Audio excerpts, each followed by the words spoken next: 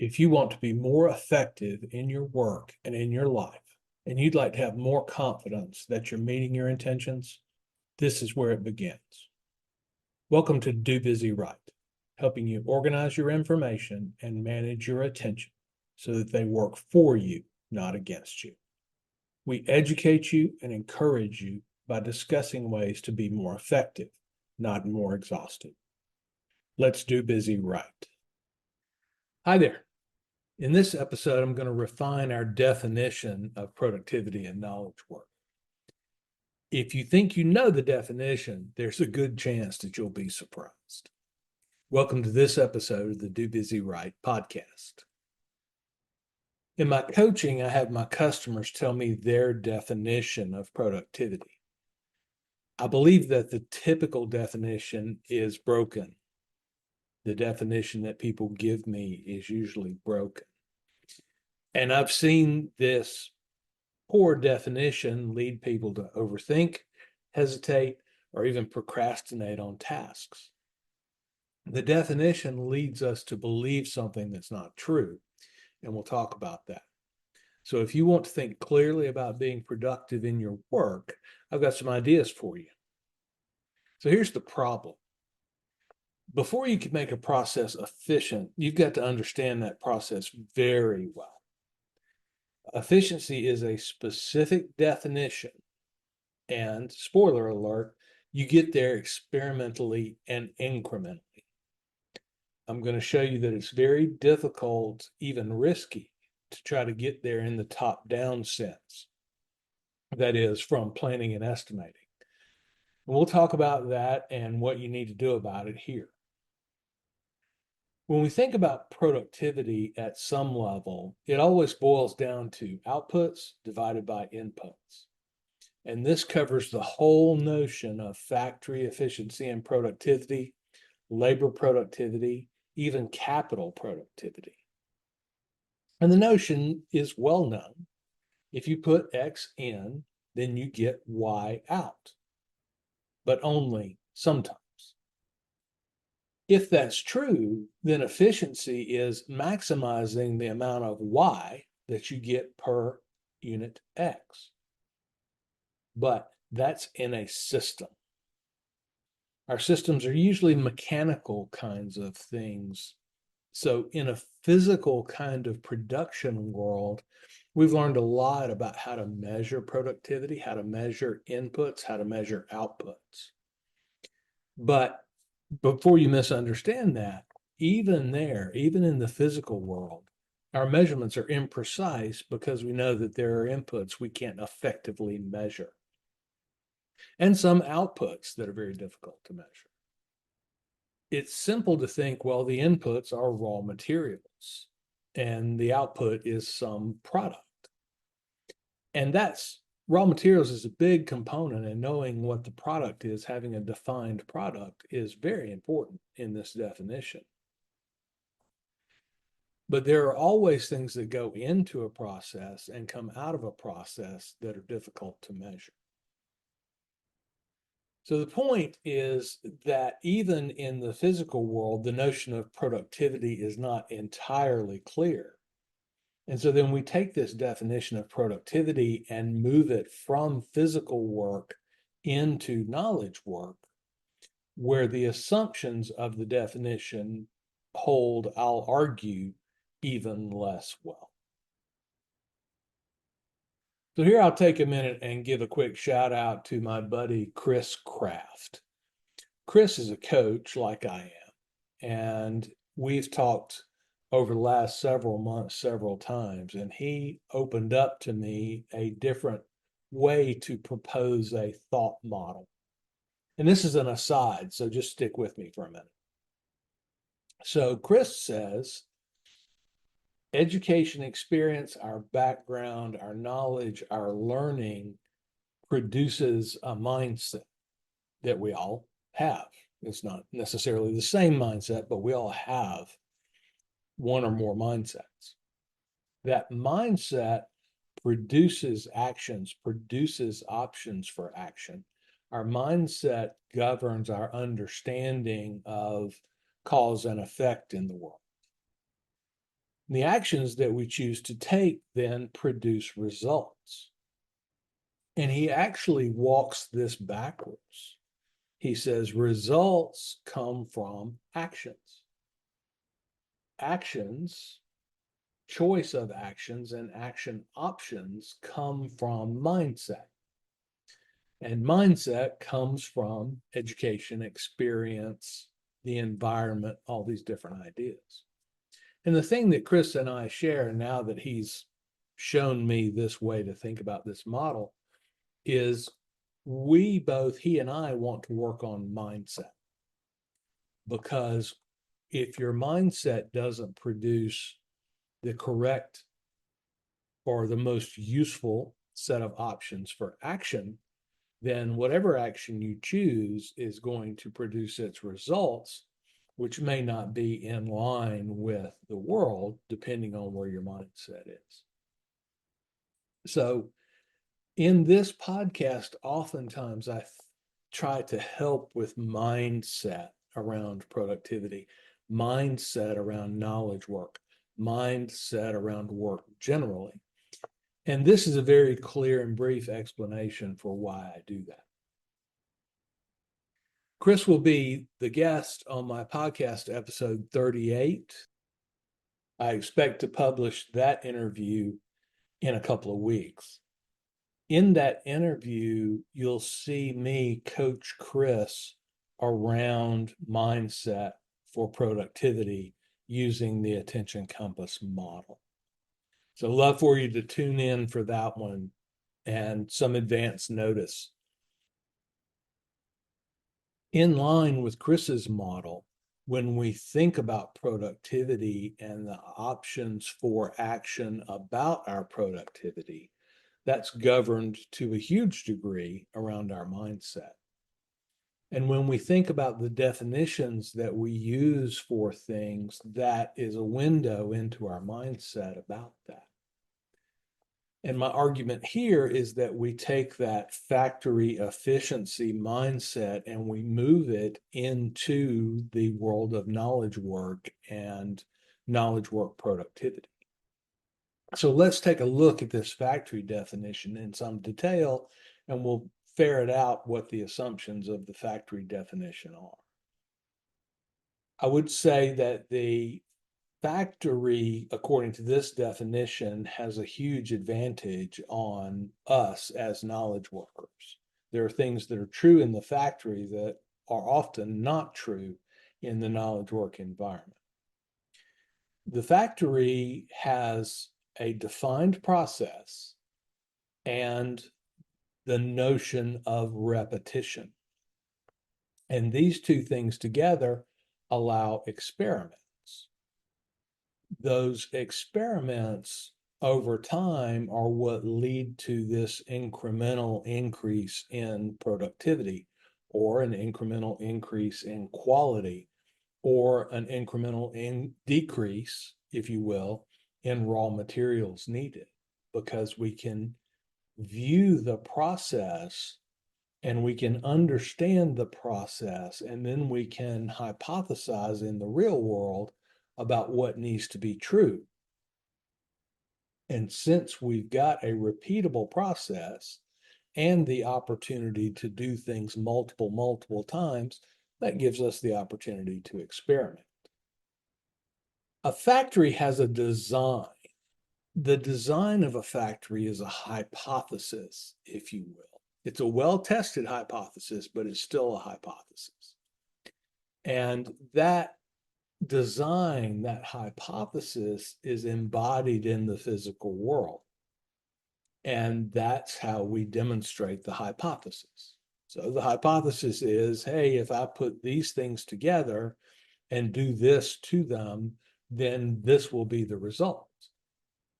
And we do that over and over and over to confirm that hypothesis.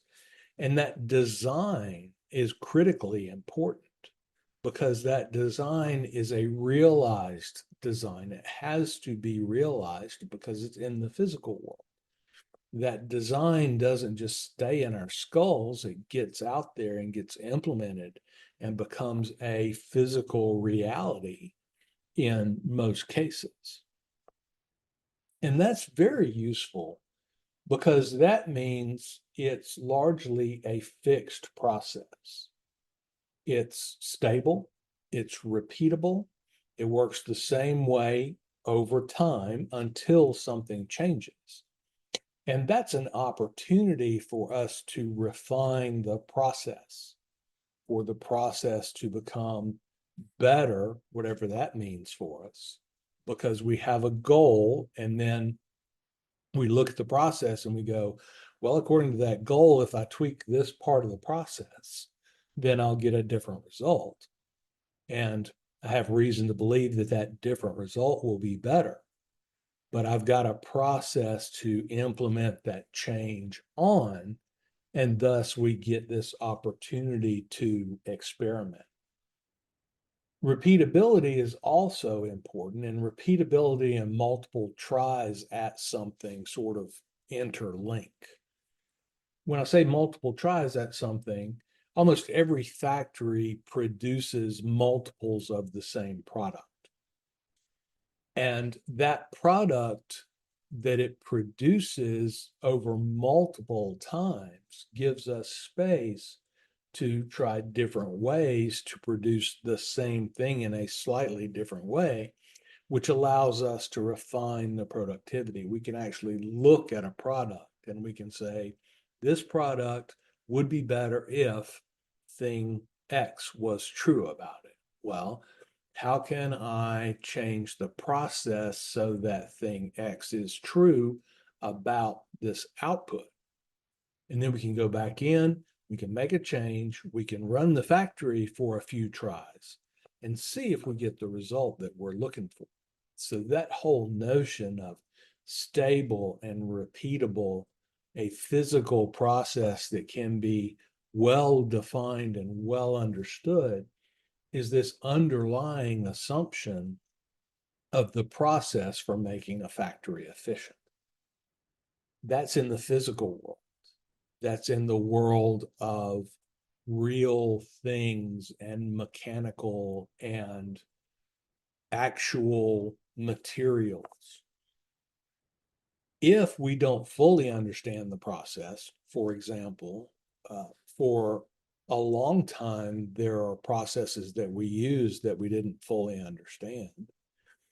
Heat treating steel, at some point, we didn't understand how it worked. Distillation, we used it, but it was something of a mystery. We just knew it worked, but we didn't exactly know how or why.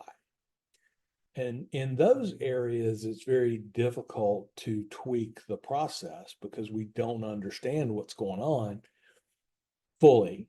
And so it's hard to adjust it. I mean, you can experiment, but it's hard to come up with hypotheses about that. So even if there are parts of a process that we don't understand, we've got them there implemented in the physical world. And so we can study them in different ways because of that physical reality.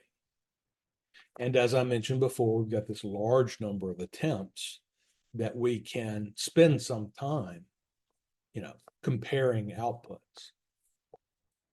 Now, that's all great, but we also need to note that there are things that we can't measure in a factory. The point is that this physicality makes it easier to measure some things, but that doesn't mean we can measure everything.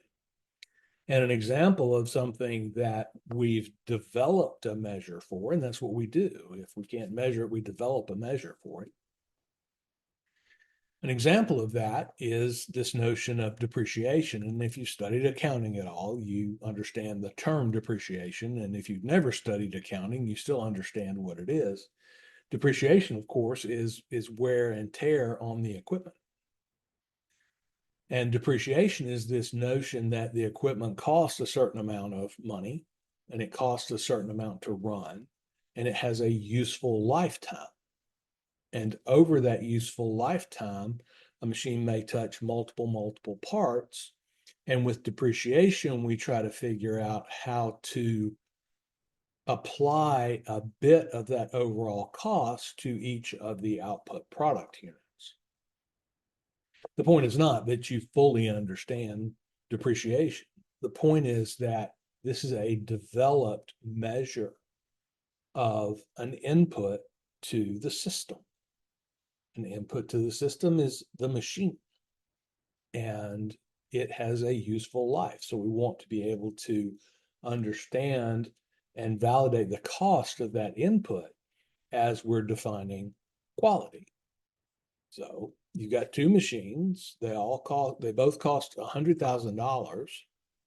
Machine A will allow you to produce 100,000 units, and machine B will allow you to produce 1,000,000 units at the same cost. Which one would be the better value? Machine B. And so you use that as an input to your process, those dollars to buy the machine and putting the machine in place. And your raw materials, your cost of production goes down. And this is how we do efficiency in the factory. We still struggle to measure things in the factory model. So, for example, knowledge work is something that's difficult to measure in the factory, difficult to allocate to this efficiency equation. A big factory will typically pay a process engineer, an industrial engineer, to think about pieces of machinery that will improve the process. And if that engineer comes up with a new machine that does something faster or better or differently than has been done before, then there's a cost of that knowledge, of developing that knowledge. And even now in the factory, we're challenged to apply that cost as an input. So to some degree, our measurement and definition of productivity is weaker or less perfect than would be our goal.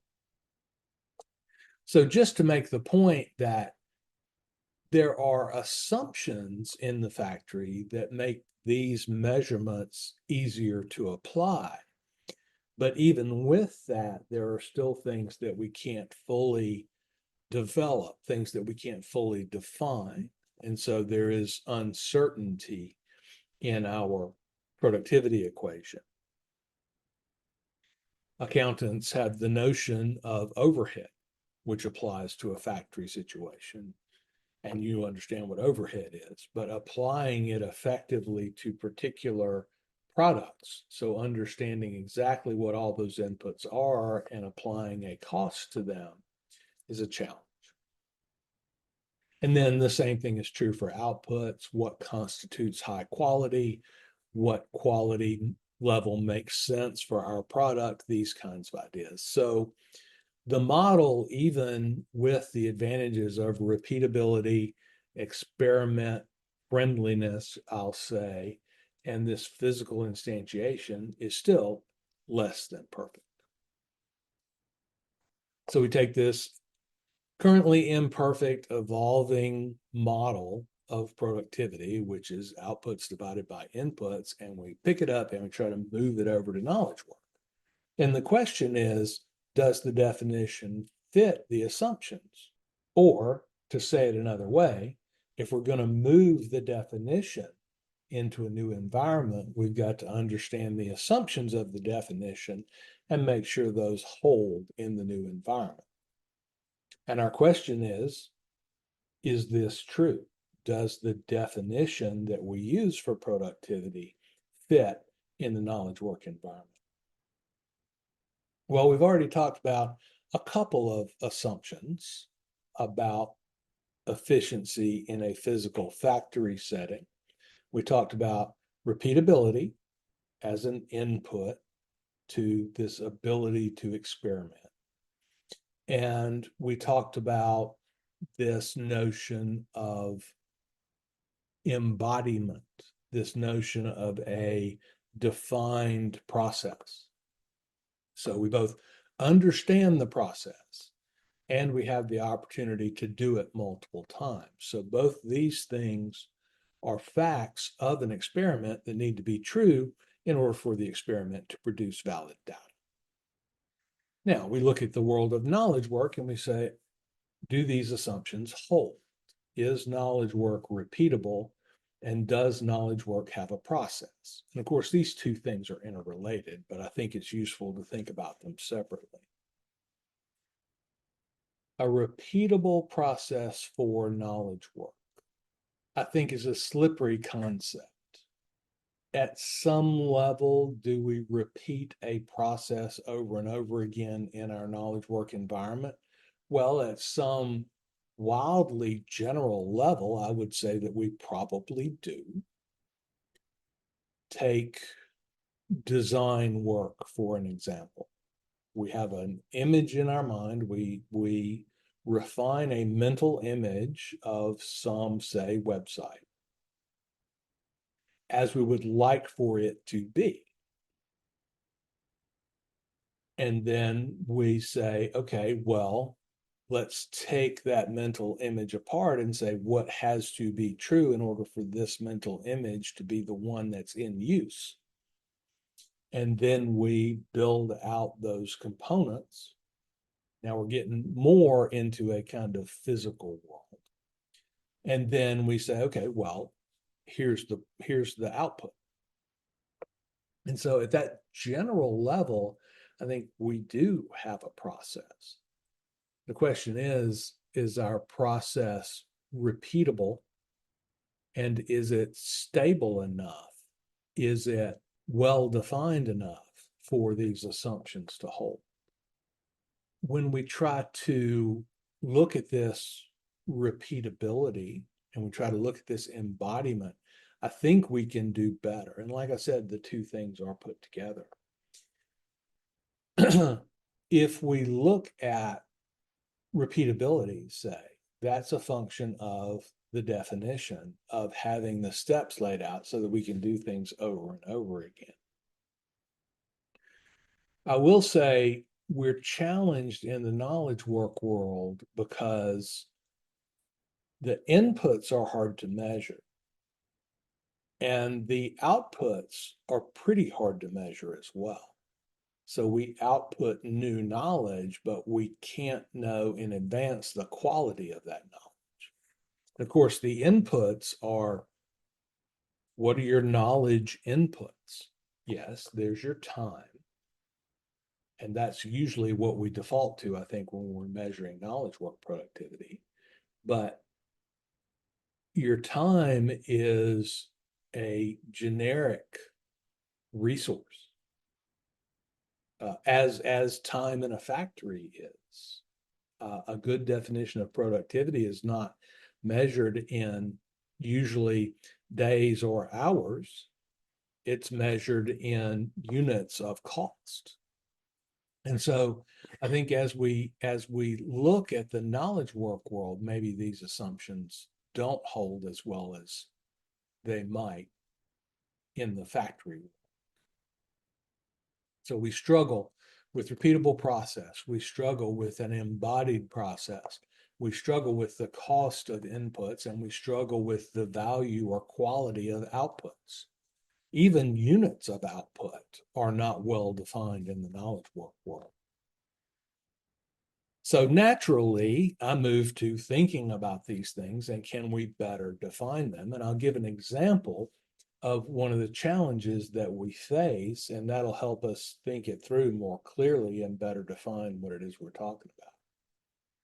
I would say that there's two general ideas of productivity in the knowledge work world. There's this notion of maximize quality and let cost take care of itself. And way at the other end of the spectrum is this planning and efficiency idea. This, okay, what do we need to do?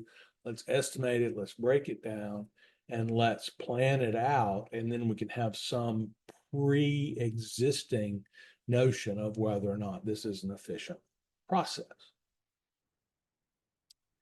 I'll say up front that I think people get trapped in both ends of this spectrum. And I think this is what produces the challenges that I was talking about before, the challenges of procrastination, if you will, the challenges of overthinking, of hesitation in the knowledge work world.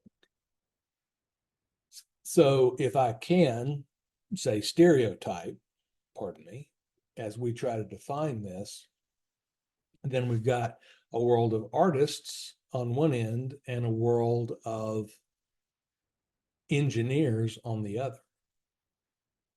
And we debate this in knowledge work productivity circles.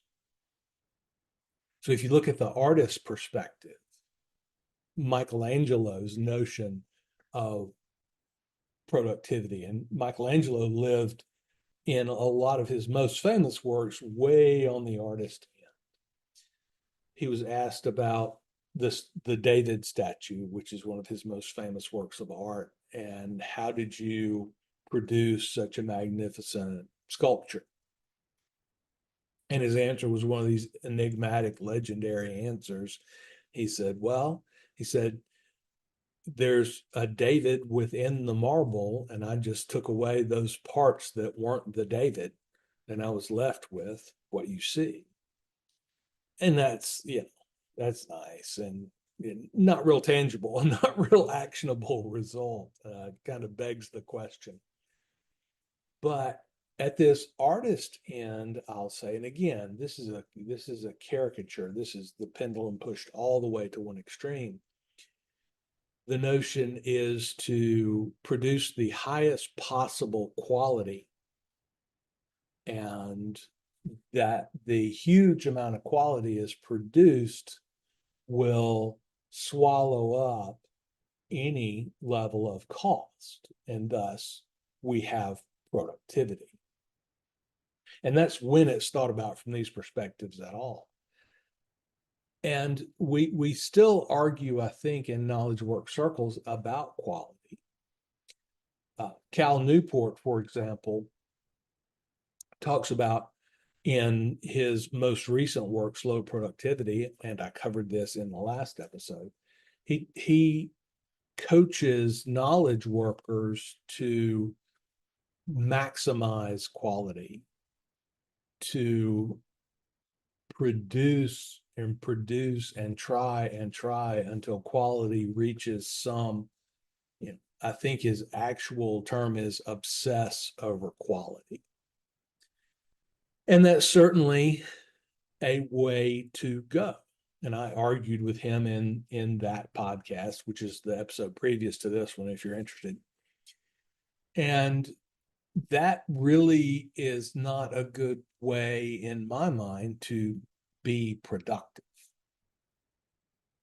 I think if we focus too much on quality, then there are challenges to that. And both the previous episode that I mentioned where I review Cal's book and also other episodes that you may be familiar with, I take on this notion of perfectionism, which is in some ways similar to this, obsessing over quality. I think it causes procrastination. I think it causes hesitation when it's time to do work. And so that's a challenge of that end of the spectrum. If we go all the way to the other extreme end of the spectrum, then we're looking at this planning for efficiency idea. So we engineer, we don't artist, we engineer, and we stop and think about, okay, what process will produce the highest levels of productivity? And we ponder and we think and we attempt fairly low quality, I would say, experiments on ourselves to try to produce this productivity. As we do that, we're relying on our ability to plan and our ability to estimate, to plan for future states of the world and to develop complex systems that we can understand the interactions of and that we can hypothesize will produce the results that we're looking for. And I would say at this extreme end of the spectrum, we're really relying on two abilities that humans are just not all that great at. So planning is predicting the future, and then estimation is some sort of, I don't know, again, prediction of the future, some sort of If you start thinking about estimation, it's really kind of an odd thing, but it's, gee, what would it take? Gee, how long will this take? And we're really not good at those two ideas. And we're also not really good at thinking clearly about complex systems. Complex systems have parts that interact with each other in ways that quite often are not predictable. It is a result of systems study, systems theory, if you will, that optimizing any single step of a process necessarily sub-optimizes the rest of the process. To say it another way, in an optimized process, each sub-process is not optimized. And that's a challenging thought for human people who try to deconstruct a bigger picture into component parts. And that's why experimentation is so successful in factory productivity, because we can't necessarily predict these interactions, but we can experiment with them and figure it out. So on the one end, we've got, and again, I'll say artists who obsess over quality and don't worry about cost, and they produce things. But there's a reason why starving artists are starving artists. And at the other end, there's this planning piece, there's this estimation, there's this system understanding piece, and we're really not terribly good at that. Even with the tools that are the best we've invented. So you look at project management thought, and at last report, IT projects using quality project management tool sets failed something like 70% of the time. And there are other episodes where I investigate this issue as well. So I don't think that this sit back, plan it out system for knowledge work makes sense, because it's so intangible. So what do we do about this? Our typical tools may not be working in the knowledge work world. So what do we do about it? How do we fix it? Many knowledge workers will tell me, I'll say, let's get a process. And I'll say, I don't want to have a process. That interferes with my creativity. And that's really this kind of artist perspective, I think, largely. And so, we know that in order to be productive, in order to be efficient, we have to iterate and we have to study. But if we don't have a process, it's very hard to iterate and study for reasons that we've already talked about. So we need a process. And I'll give you an example. When I managed IT projects, I would go to programmers and I would say, hey guys, we need to do X, Y, and Z. I need something in code that will do this thing. And it really doesn't matter what it is, but I would go to them and I would say, hey, we need this thing. And they'd go, well, what about this, this, and that? And I'd go, okay, well, we need to handle it these ways, et cetera, et cetera. And they would go, oh, that's going to take 3 days. Fine, you're the expert. So 3 days it is. And so we would put that in planning and we would go about doing the work. And oftentimes 3 days would turn into 6. And we would go back after the project was over and we would say, okay, well, you thought it would take 3, and now we've learned that it has taken 6. I'm not necessarily mad here, but I do want us to learn from that and to ingrain that learning. Well, how do you ingrain learning? You put it in a process. So the point is, I don't care how, or I didn't care how they came about their estimates, but I did want them to be able to incorporate factual evidence from these various instances of doing this thing? Well, it doesn't really matter what your process is, I think, so much as you have one. Because the difference between having one and not having one is the difference between being able to embody this learning and not being able to embody the learning. So back to the example. We would say, you estimated 3 days, it took 6. Let's bring that learning into our estimation process. And they'd look at me and go, process? I don't have a process. Well, they didn't often actually say that, but that's what they meant. And so if you don't have a process for estimating, and I don't care what it is, you could roll goat bones. Right? But you roll the goat bones and the goat bones say it's 3 days, and then you find out that it's 6 days. Well, then go back to your process and double the number of goat bones that you roll. And then we'll run another one and we'll test that. And that over time, we can learn and refine our ability to estimate and thus to be productive. But that means that you have to have a process. Otherwise, it's this mental gymnastics of doubling and halving, and the process is much better if it can be written down. So in order to do this refinement, this experimentation that is required to improve productivity, we have to have a process. An example of a process is when you do something, when you produce something in the knowledge work world, store it. Programmers are great at this. So this comes back to kind of repeatability and some of those notions, but programmers are very good at when they write a piece of code that produces some result in the world, they can make a copy of it and put it away somewhere. And then there's a non-zero chance that the next time they need to do the same thing, they can find that previous instance and they can pull it out and use it.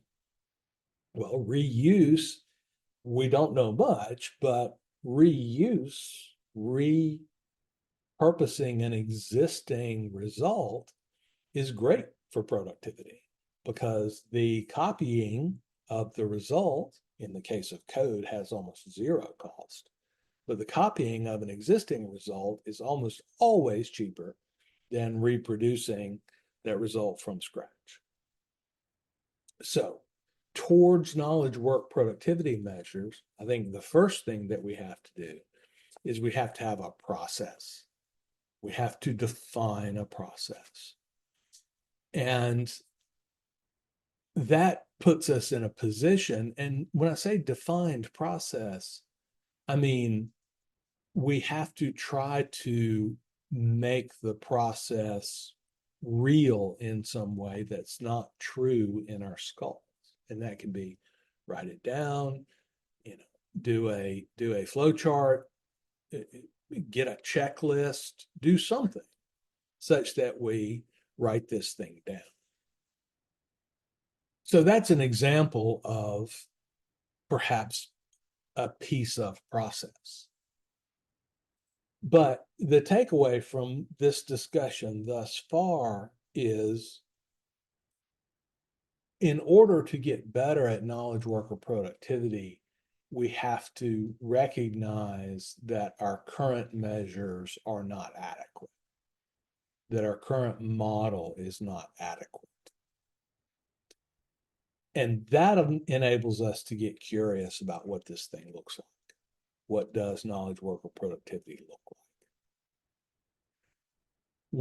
It would be great if we could effectively assume that knowledge work has the same assumptions true as does factory work. It'd be lovely to assume that, and I think many people do assume that. And they indicate that they're assuming it by adopting the factory model of productivity. Does it work? I don't think it does. And so we've got to get curious about what our productivity is. And if we're going to get curious about what our productivity is, then in order to apply any productivity model that we understand now, then we have to have a process. We have to have a repeatable process that we can experiment with. We have to, if it's going to be repeatable, it's got to be defined. And if it's going to be defined, it's got to be somewhere, I'm going to say outside of our skulls, so that we know that we are repeating the same steps over and over again. And that's what a good experiment is. In the academic and scientific world, repeatability is a critical component of good research.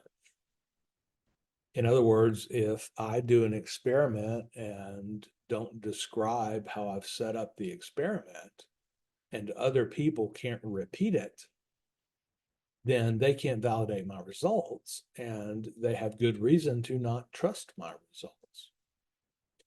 So develop a process, and then we can hypothesize about what would be more efficient, more effective, all these different questions, and put that into our process, put some thinking about that into our process. So that would be probably the first takeaway. If you're interested in studying productivity, then your action step is to have a process and have a defined process. Now, whether that process is perfect for you, the most productive process in the world, et cetera, you can't know that. We don't know what the most effective knowledge work process is. So if you're trying to help yourself and trying to do this research, then develop for yourself a system that governs your knowledge and make sure that it's external to you, make sure that it's repeatable. And then we can begin to look into the components of that. As you might imagine, if you've listened to this podcast a few times, I'm going to advance attention compass as that system for producing knowledge work, for managing knowledge work. And that's the intent of the attention compass system, is to be the beginnings of your knowledge work process. It's to put structure around the production of knowledge work so that we can begin to repeat it, so that we can begin to understand our system. In terms of being the most efficient system for knowledge work, I can't make that claim yet because I don't have enough experimental data to make that claim. But it is a process. It's repeatable. It's defined. And once it's implemented and well implemented, then you can start experimenting on your own productivity. When I say a defined process, that of course assumes that we follow the process, that we don't take shortcuts in the process, because then we're back out into some undefined process. We can't claim that we're following a process when we are not following a process. And a well-defined process that you don't follow is every bit as bad as having no process at all. And people bump into this a lot in their productivity processes. They don't follow their own steps. They don't repeat the same process over and over again, probably because it's not a well-defined process. And so with that being true, if you haven't faithfully implemented the process, then it's hard to say whether the process is good, whether it works. So if I'm told that, I put water and soap in a machine to wash my clothes and they'll come out clean, and I don't follow that process and my clothes come out dirty, then I can't say the process is broken. What I can say is I didn't follow the process. So I don't know whether the process produces clean clothes. And that's really the thinking. And in my coaching, I say, okay, implement an attention compass for yourself. You go, well, is it the best productivity system there is? Because I think I should be doing X, Y, and Z. Okay.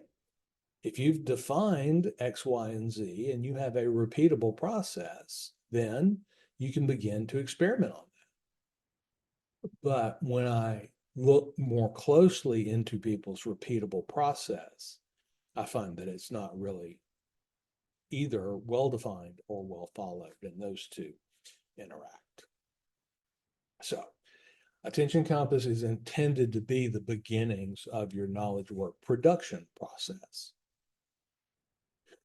Additional benefits of attention compass outside of that are we attempt to deal with the problem of task switching in knowledge work, which we don't know the productivity of task switching, but we theorize based on our knowledge of the brain that task switching is bad, which is why we focus on, well, focus and attention compass. And we say, okay, we don't know how much task switching is bad, but we know that we're doing too much right now, so do less. And so we build a system that helps us avoid this challenge of task switching. In addition, attention compass helps us avoid the problem of searching for inputs to our work. It organizes our workbench, so to speak. So if we need a template, for example, in order to design a new website, then we make it easy to find that template. And these are the benefits of attention compass. It's a repeatable process that helps you avoid task switching and helps you put things in places where you can re-find them. And if we can't find something again, then that makes reuse nearly impossible. So this process that I'm arguing in favor of is implemented, it's repeatable, it's in some ways out beyond just our core mental process. It's out there in the world. We instantiate it so that we can see it. And thus we can repeat it and begin to measure it and see what's good and what's not good there. So I think if you're in the search for better productivity, better efficiency, there are challenges with the inputs over outputs model, or outputs over inputs, I should say.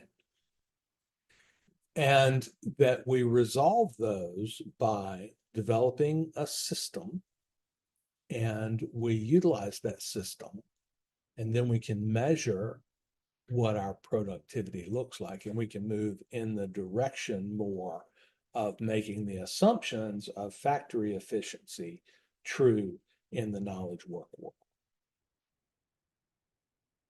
That's a lot of theorizing. It's a long way to go, but I think it's important for us to have the correct mindset and to think about, if we're going to use a factory model for productivity, do the assumptions for that model hold? And one way to look at the situation is, well, if the assumptions don't hold, then we just need to invent something brand new from scratch. Well, that's an approach.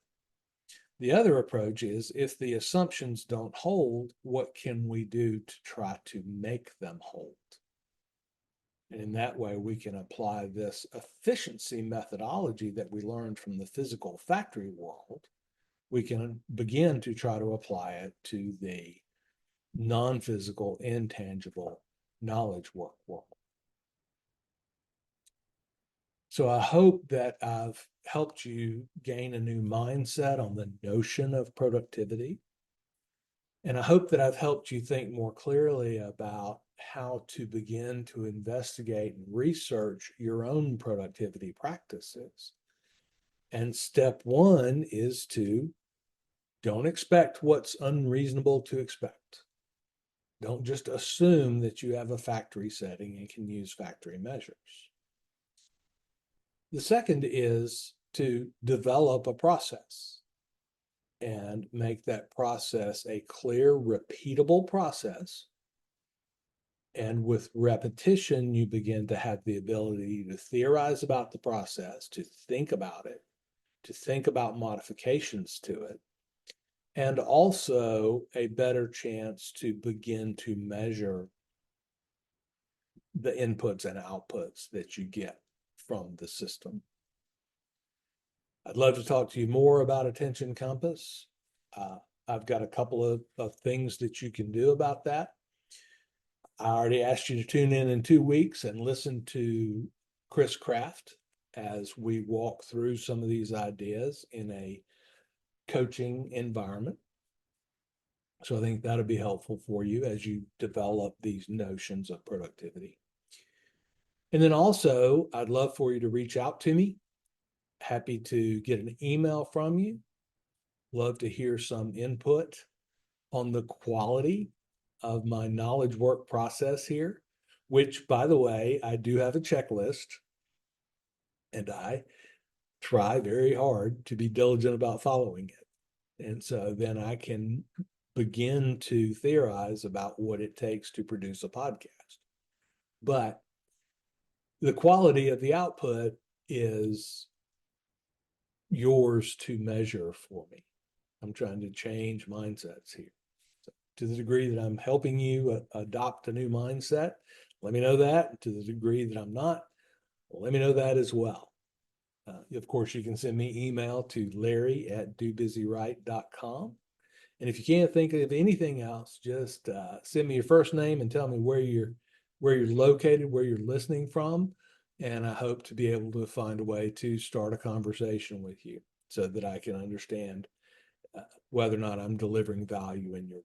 So I look forward to hearing from you. I'll leave it there for now. This is Larry Tribble, Ph.D. Thanks for taking some time to improve your task and information management on the Do Busy Right podcast. The show is dedicated to helping you think about how to get better at working. And we do this by improving your attention and your focus. I believe that your work is not just about your job, but about all the tasks that you do to turn yourself, your environment, and your relationships into what you want them to be.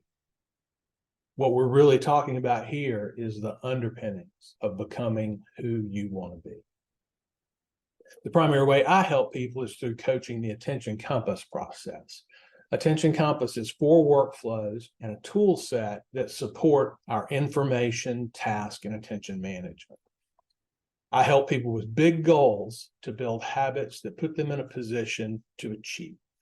We do this by eliminating wasted time and wasted attention. If you'd like to know more, you can find me on LinkedIn or go to dobusywrite.com for more information.